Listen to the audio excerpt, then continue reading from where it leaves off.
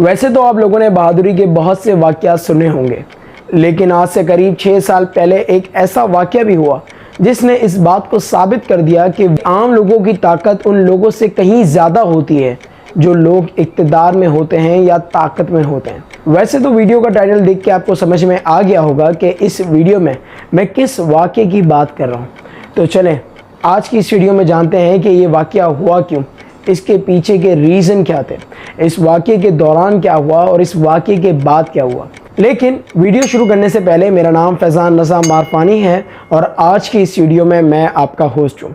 तो इस इवेंट का सबसे पहला रीज़न हो सकता है कैमलिस्ट आइडियोलॉजी। देखें, एक वक्त था जब रिपब्लिक ऑफ टर्की इस्लामिक हुआ करता था, ऑटोमन एम्पायर का एक अहम हिस्सा था। लेकिन फिर वर्ल्ड वॉर 1 के बाद ऑटोमन एम्पायर टूट गया और हिस्सों में बंट गया। लेकिन उस वक्त मुस्तफ़ा कमाल अतातुर्क ने अपनी फ़ौज की मदद से इस हिस्से को ब्रिटिश के हत्थे लगने से बचा लिया और बाद में इस हिस्से को रिपब्लिक ऑफ टर्की का नाम दिया। अपने इस अमल के बाद इन्होंने रिपब्लिक ऑफ टर्की को सेक्युलर डिक्लेयर कर दिया और अपने आप को इस सेक्युलर स्टेट का प्रेसिडेंट बना दिया।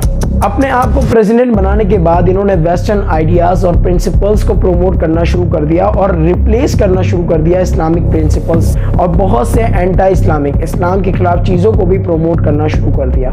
जैसे कि स्कार्फ को बैन कर दिया गया, फैज़ जो तुर्किश की एक ट्रेडिशनल टोपी है उससे रिप्लेस कर दिया गया, हेड से इसे बैन कर दिया गया। फर्दरमोर ये कि अजान जो अरबिक लैंग्वेज में होती है इसे तुर्किश लैंग्वेज में कहने का हुक्म दिया गया।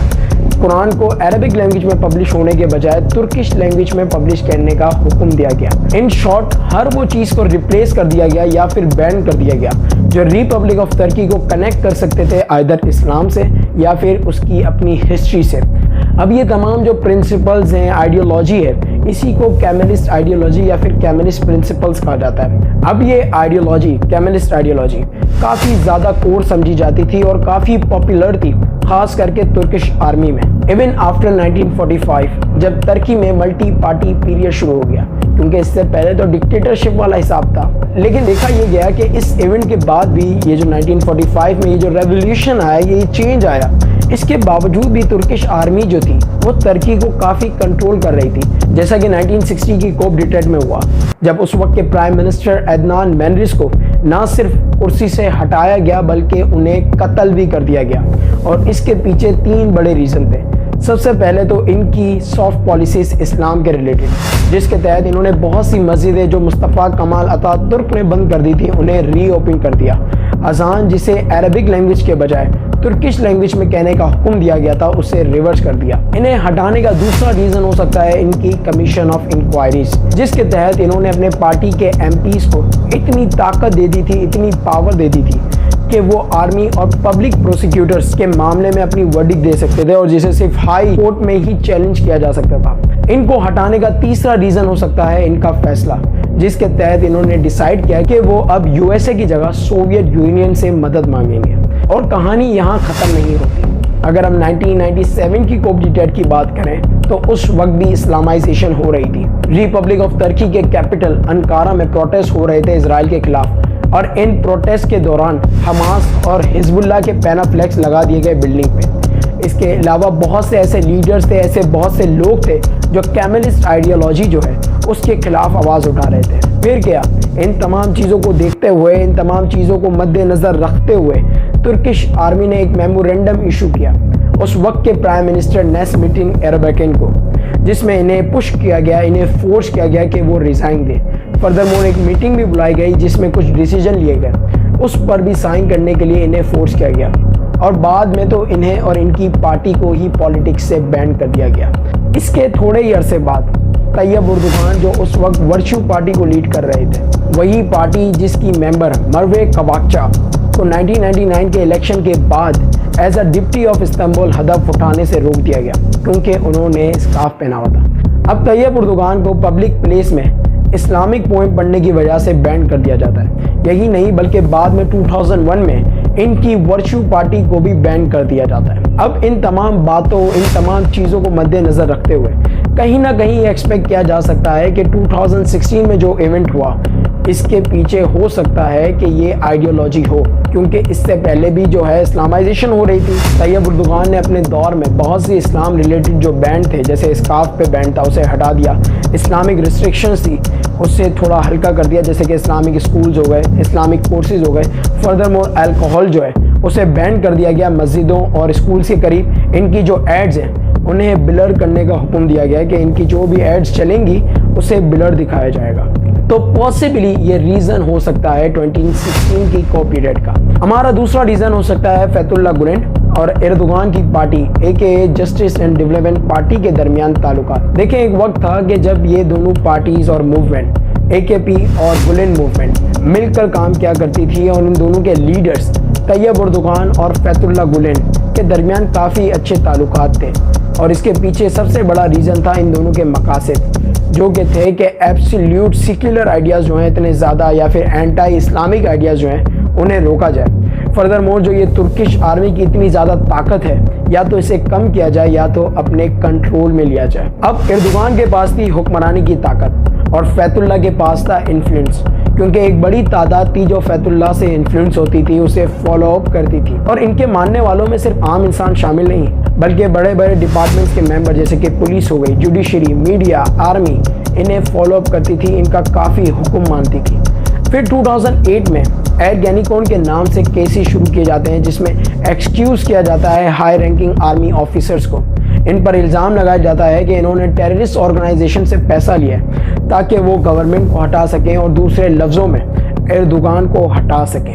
अब इन केसेस के पीछे कहीं ना कहीं फैतुल्लाह गुलेन और इनकी मूवमेंट गुलेन मूवमेंट का हाथ था और एर्दोगान भी इसे सपोर्ट कर रहे थे। अब इन केसेस में कुछ सच था तो कुछ झूठ, लेकिन एक चीज़ क्लियर थी और वो ये कि इन केसेस की बेसिस पर बहुत से प्रो कैमलिस्ट, प्रो सेक्युलर या फिर एंटी एर्दोगान आर्मी ऑफिसर्स को हटा दिया गया और इनकी जगह अपनी मर्जी के बंदे बिठा दिए गए। सिर्फ एर्गेनिकॉन ही नहीं, बल्कि इसके अलावा एक और केस भी स्टार्ट किया गया जिसे स्लेज हैमर कहा जाता है। इस केस में भी बहुत से हाई रैंकिंग आर्मी ऑफिसर्स को एक्सक्यूज किया गया कि इन्होंने 2003 में तुर्किश गवर्नमेंट के खिलाफ एक मंसूबा बनाया था कोप डिटेट का, जिसके तहत ये डिसाइड हुआ था कि इस्तांबुल की 2 मस्जिदों पर बम गिराए जाएंगे और इन बम धमाकों को जवाज बनाकर तुर्किश गवर्नमेंट पर चढ़ाई की जाएगी, उसे हटा दिया जाएगा। अब इन तमाम इल्ज़ामात पर और ये सारी बातें जो की जा रही थी, इनमें मसला ये था कि जो document as a evidence show किया गया था, जिसमें ये सारी मंसूबाबंदी करी गई है, वो 2007 के माइक्रोसॉफ्ट वर्ड से लिखा गया था। करीब 4 साल बाद जो माइक्रोसॉफ्ट वर्ड आया था उससे लिखा गया था। इसके अलावा बहुत से हाई रैंकिंग आर्मी ऑफिसर की जो सिग्नेचर थी वो बनावटी थी, यानी वो खुद से करी गई थी ताकि इन्हें फंसाया जा सके। अब इन केसेस की बेसिस पर भी एर्गेनिकॉन की तरह बहुत से आर्मी ऑफिसर्स को हटा दिया गया और उनकी जगह अपनी मर्जी के बंदे बिठा दिए गए। ये तमाम केसेस जो चलाए गए, इससे एक तरफ एर्दोगान की गिरफ्त तुर्की और तुर्किश आर्मी पर काफ़ी ज़्यादा मजबूत हो गई और दूसरी तरफ फैतुल्लाह गुलेन का भी इन्फ्लुएंस काफ़ी ज़्यादा बढ़ गया, जो कि एक बहुत बड़ा ख़तरा और रुकावट बन रहा था एर्दोगान गवर्नमेंट के लिए। और फिर आपने सुना है ना कि एक मयान में 2 तलवारें नहीं रह सकती। फिर कुछ ऐसा ही होता है कि इन दोनों के बीच में इख्तलाफात पैदा होना शुरू हो जाते हैं। इसकी शुरुआत होती है एर्दोगान गवर्नमेंट के गैजी पार्क को तोड़ने के फैसले से, जिसके तहत ये डिसाइड हुआ था कि गैजी पार्क को तोड़ दिया जाएगा और उसकी जगह मॉल और तकसीम मिलिट्री बैरक को बनाया जाएगा, जिसे 1940 में तोड़ दिया गया था। अब एर्दोगान गवर्नमेंट के इस फैसले से काफ़ी ज़्यादा प्रोटेस्ट होते हैं और बहुत सी एंटी गवर्नमेंट एक्टिविटीज शुरू हो जाती हैं। इन प्रोटेस्ट के जवाब में तैयब उर्दुगान अपनी स्पीच में इन प्रोटेस्टर्स को फ्यू लूटर्स कहते हैं। इसके अलावा वो कहते हैं कि ये अपने ही घर के इंटरनल ट्रेटर्स हैं और इस प्रोटेस्ट के पीछे फॉरेन कोलैबोरेशन शामिल है।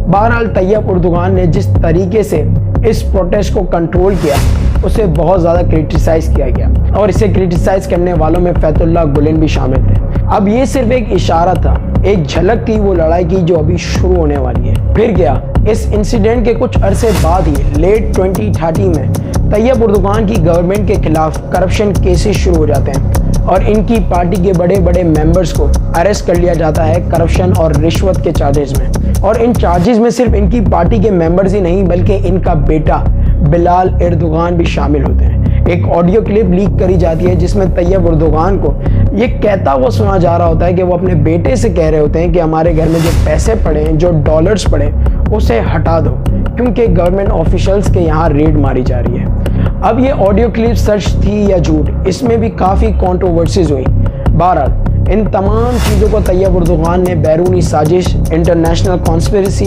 जुडिशियल कॉप या फिर डर्टी ऑपरेशन का नाम दिया और कहा कि ये तमाम केसेस फैतुल्लाह गुलेन ने स्टार्ट किए ताकि इनकी गवर्नमेंट को बदनाम किया जा सके, उसे हटाया जा सके।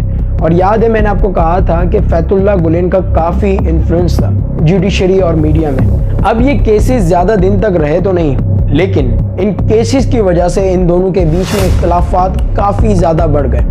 और इन तमाम चीज़ों को मद्देनज़र रखते हुए, ये तमाम पॉइंट्स को मद्देनज़र रखते हुए ये कहीं ना कहीं एक्सपेक्ट किया जा सकता है कि वो लोग या वो फोर्सेस जो इस्लामाइजेशन होना पसंद नहीं करते, जो इस्लाम को फैलता हुआ देखना पसंद नहीं करते, वो नहीं चाहेंगे कि एर्दोगान इक़्तिदार में रहें। इसके अलावा वो लोग जो कैमलिस्ट आइडियोलॉजी को फॉलो अप करते हैं वो भी नहीं चाहेंगे कि एर्दोगान इक़्तिदार में रहें। और इन द लास्ट तीसरी तरफ फैतुल्लाह गुलेन और उनकी मूवमेंट को फॉलो अप करने वाले ये नहीं चाहेंगे कि एर्दोगान और उनकी गवर्नमेंट इक़्तिदार में रहे।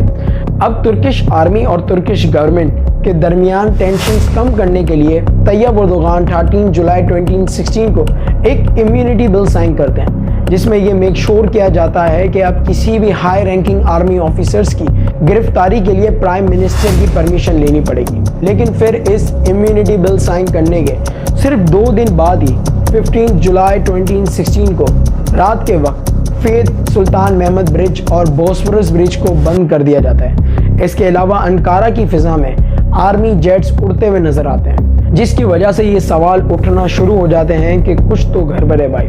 और ये सवाल उठ ही रहे होते हैं कि इसके दरमियान हेलीकॉप्टर से बॉम्ब गिराए जाते हैं पुलिस, एयर फोर्सेस और स्पेशल फोर्सेस के हेडक्वार्टर्स पे। और कमाल अतातुर्क एयरपोर्ट को तुर्किश आर्मी अपने कंट्रोल में ले लेती है।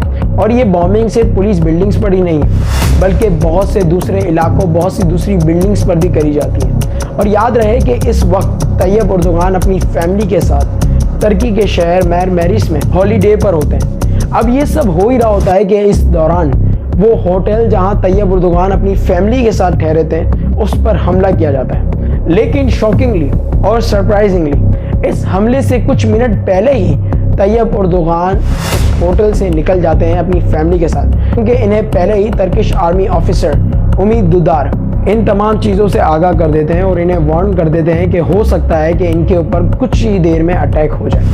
अब होटल से सेफली निकलने के बाद Tayyip Erdogan Turkish channel CNN Turk पर फेस टाइम पर लाइव आते हैं और अपने लोगों से कहते हैं कि मैं आप लोगों से इल्तिजा करता हूँ, आप लोगों से कहता हूँ कि आप अपने घरों से निकलें और पब्लिक स्क्वायर्स और एयरपोर्ट्स पर जमा हों और लोगों की ताकत से बढ़कर कोई ताकत नहीं होती। इस पैगाम के बाद ही लोग बगैर सोचे समझे अपने घरों से बाहर निकल जाते हैं और जुल्म के खिलाफ लड़ना शुरू कर देते हैं। दूसरी तरफ Turkish army building, public places, parks, लोगों पर बॉम्बिंग और फायरिंग शुरू कर देती है।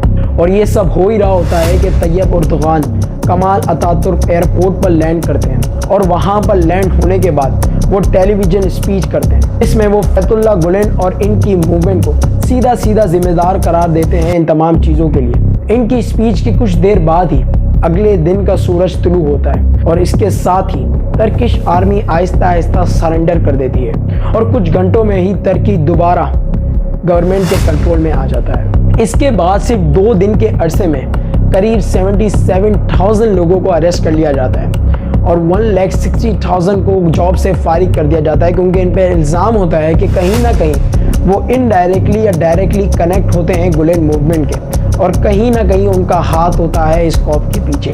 लेकिन रुके, क्या आपको ये सब सुनकर ऐसा लग रहा है कि हो सकता है ये सब प्री प्लान्ड हो, ये सब जैसा दिख रहा है वैसा बिल्कुल ना हो? अगर ऐसा लग रहा है तो आप अकेले नहीं हैं, क्योंकि ऐसे बहुत से लोग हैं जिन्होंने ये खदशा, ये डाउट जाहिर किए।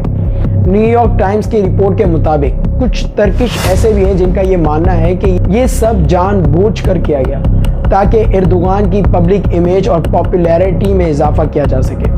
तो कुछ लोगों का मानना था कि ये सब इसलिए किया जा रहा है ताकि एर्दोगान की गिरफ्त तुर्की और तुर्किश आर्मी पर और ज़्यादा मजबूत हो जाए। देखिए, सवाल तो पैदा होता है क्योंकि इन तमाम चीज़ों के दौरान किसी भी गवर्नमेंट ऑफिशियल को ना तो अरेस्ट किया गया, ना मारा गया, ना ही वो ज़ख्मी हुआ। दूसरा ये कि इस इवेंट की बेसिस पर बहुत से एंटी अर्दोगान जजेस को, मीडिया एंकर्स को, इसके अलावा आर्मी ऑफिसर्स को फारिग कर दिया गया। फर्दरमोर ये कि तुर्किश आर्मी ने सरेंडर करने से पहले कोई डिमांड भी नहीं रखी और सिर्फ 2 दिन के अरसे में इतनी ज़्यादा गिरफ्तारियां भी हो गई, जो कि तभी पॉसिबल है जब आपके पास पहले से लिस्ट मौजूद हो कि भाई आपको इन लोगों को अरेस्ट करना है। अब ये कोप सच था या झूठ, इस पर तो आप बहस भी कर सकते हैं और सवाल भी उठा सकते हैं, लेकिन एक चीज़ पर आप सवाल नहीं उठा सकते हैं और वो है लोगों की बहादुरी। देखिए, लोगों को नहीं पता था कि ये कोप सच है या झूठ, वो तो सिर्फ आज़ादी के लिए अपने घरों से बगैर सोचे समझे निकल गए और अपनी जानें तक दे दी। इस कोप के नतीजे में करीब 300 लोग जान से गए तो 2000 लोग जख्मी हुए और ये इन लोगों की बहादुरी ही है कि आज 6 साल बाद भी इन लोगों को अच्छे अल्फाजों में याद किया जा रहा है। और यहीं पर मैं अपनी वीडियो को एंड करता हूँ। अगर आपको ये वीडियो अच्छी लगी हो तो इसे लाइक कीजिएगा। अगर आप आने वाले वक्त में भी ऐसी वीडियोस देखना चाहते हैं तो मेरे चैनल को सब्सक्राइब कीजिएगा। अल्लाह हाफिज़।